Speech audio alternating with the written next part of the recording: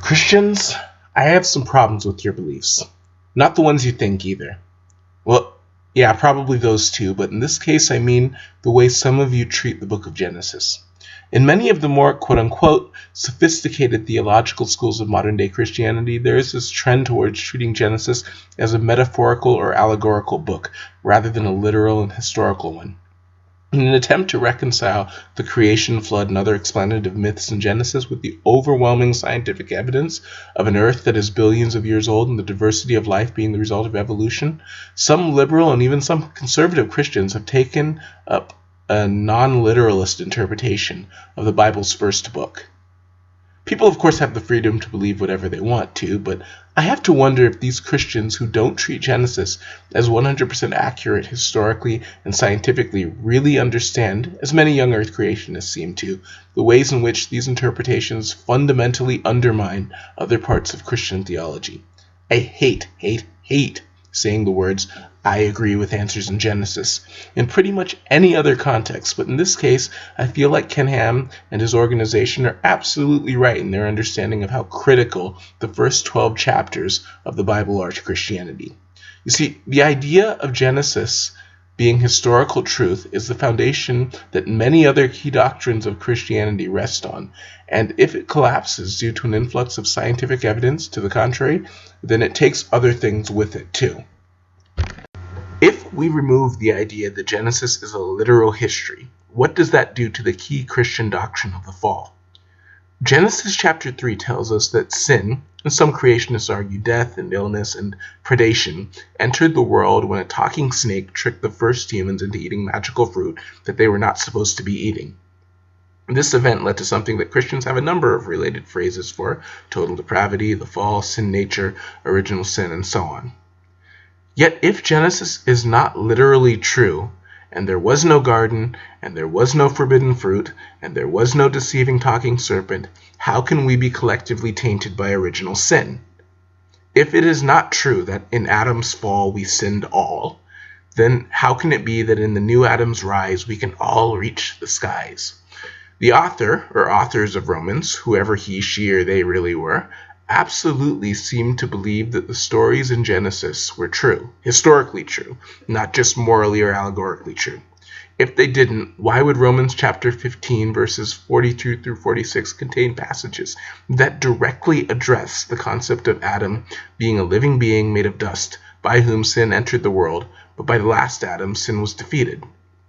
How can you, on one hand, say that the first part of that comparison is meant to be taken metaphorically, but then claim that the second part about the last Adam, aka Jesus beating sin, transforming people, and eventually letting them go to heaven, is meant to be literal? If Adam and Eve were not real, then we are not in fact tainted by original sin, and the necessity of the incarnation of Jesus, his death, and his resurrection lose much of their significance because we are not fundamentally broken by some ancient transgression committed by our earliest ancestors. We are free from the rod of original sin that Romans and the teachings of later Christian writings used to beat us into believing that we are wicked and therefore must be saved. If that's the case, then Christianity is selling us a fake cure for an ailment that it invented out of something that is fundamentally not true. Even speaking in less theological terms, how can Jesus, his earthly father Joseph, and other characters in the Bible have been descended from people who did not actually literally exist? In 1 Chronicles, we start the book with a massive genealogy, which includes a number of prominent Bible characters, including Noah, Abraham, and David. Chronicles, that's the name of the book, right? Anyway, these people are said to be descended from Adam and Eve. So, are they metaphorically descended from Adam and Eve? How can anyone be descended from a metaphor? Then in the New Testament, we of course have the genealogy of Joseph, husband of Mary, who was the mother of Jesus. One at the start of Matthew, which goes back to Abraham, and one in Luke chapter 3, which goes all the way back to Adam. If you are the kind of Christian who takes the story of the Nativity and the historicity of Jesus seriously, and if not, why are you even calling yourself a Christian? Then this presents a problem. If you want to believe in a literal Jesus story, but also want to splash around in these Genesis does not need to be taken seriously waters, how can a chronology of ancestry for Joseph, the earthly father of Jesus, contained people who didn't actually exist and are not supposed to be treated as literal historical figures. That does not make any sense. It's not just the creation story either. Other stories in Genesis that some Christians write off as metaphorical or allegorical are also presented as historical truth by the various authors of the New Testament. Both Matthew and Luke contain warnings about how the second coming of Jesus will happen suddenly, similar to how Noah's flood came upon the people of his age suddenly. So what? Are we supposed to believe that there was no actual global flood and ark and rainbow promise, but that Jesus is still going to literally return to wreak literal destruction on the sinful earth? What? Moving beyond the first 12 chapters of Genesis, we see that various passages in the Gospels and the Epistles, for example, treat Sodom and Gomorrah like literal locations that were literally destroyed by a wrathful God. Hebrews chapter 11 has references to Enoch, a man said to have lived over 3 centuries before he vanished without seeing death, and Abraham, the legendary father of the 3 monotheisms, showing how their faith was used by their God to work literal wonders. These, to me, seem to lose much of their impact if they are metaphorical characters. Sure, you may be able to glean some moral or philosophical truth from interpreting them non-literally, but how does that make them any different or more significant than Aesop's fables or the story of the tortoise and the hare, or any number of folk tales or fairy tales from around the world that we are not encouraged to take literally? What does this idea of a non-literal reading of Genesis do to the various moral claims that Christians in general, but theocratic and dominionist ones in particular, seem so fond of? When Christians oppose homosexuality, they like to quote a Bible verse that says that from the very beginning God created men and women, or they like to say that God officiated the first marriage and defined it as one man plus one woman in the Garden of Eden, or more derisively, God created Adam and Eve, not Adam and Steve. That's not true if Genesis is not a literal historical account of human origins, unless Adam and Eve are metaphors for Lucy and the other Australopithecus, or something, which, again, the Old and New Testament don't support, but whatever. When conservative Christians advocate so-called biblical patriarchy and male headship, they point to the fact that God created the first woman from a rib of a man, and that all men since have come from women. They might also say that God cursed Eve's female descendants with submission to men after she sinned.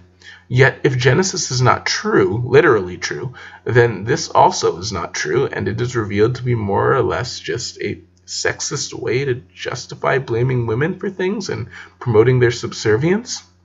Not that different from the underlying themes of Pandora's box in Greek mythology, really.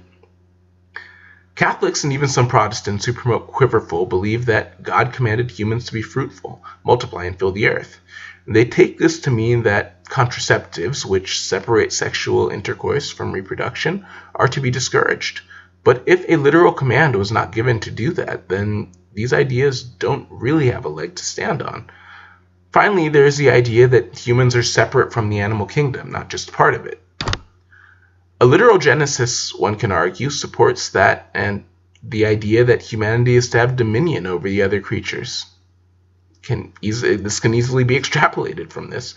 Yet, if we are not specially created in God's image and are just another branch of a very large tree of life, then that is also on shaky ground. Even outside of biblical literalism, think about what an old earth, quote-unquote, reading of Genesis would say about the personal God that many followers of the Abrahamic religions want us to believe in. It would necessarily imply that an all-knowing, all-powerful creator set the universe into existence some 14 to 15 billion years ago, spun billions of stars out of the stellar dust clouds, took special interest in one unremarkable G-class star, made sure that this star generated planets, took a special interest in the third planet, encouraged conditions hospitable to life on this planet, poofed simple life into existence, pushed the diversification of that life so subtly that it looked like it happened on its own, then finally, after several billion years, decided to start having a personal relationship with one of the millions of species that had called the planet home over its lifespan. Or maybe he was intending to make that one species all along and was just going about it in a very long, roundabout way. Does that seem silly to you? Maybe the ways of a transcendent supernatural being are beyond my comprehension and only look like incompetence to a mortal like me. And this whole issue struck me as odd personally in early 2010 when I was going through the final stages of what I eventually realized was my deconversion. I had been pointing out a bunch of my problems with a literal Genesis on the then active Christianity.com crosswalk forums, and not getting answers that made sense. There were quite a few biblical literalists on the forums, but also more than a few non-literalists, including some agnostics and atheists. The "who are you to question the Bible" aggression of the literal creationists was refreshingly honest, but looking back, it was the intellectual gymnastics of the non-literalists that really interest me now. The most eye-opening incident for me was when I brought my questions to the pastor of the church I went to Wednesday night Bible studies at. After talking to me about his own issues with a literal Genesis, he outright told me about the sophisticated views, again quote unquote, of some theologians, and that I did not have to take some of the more bizarre stories of the Bible, particularly Genesis, seriously. This was after a Bible study, mind you. It probably won't surprise you to learn that I stopped being a regular churchgoer not long after that. I may come off as particularly flippant in this video, but I've had a bee in my bonnet about this subject for some time now.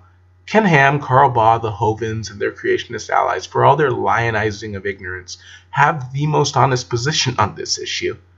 I don't like agreeing with these people. I really, really don't like agreeing with these people. But they are right.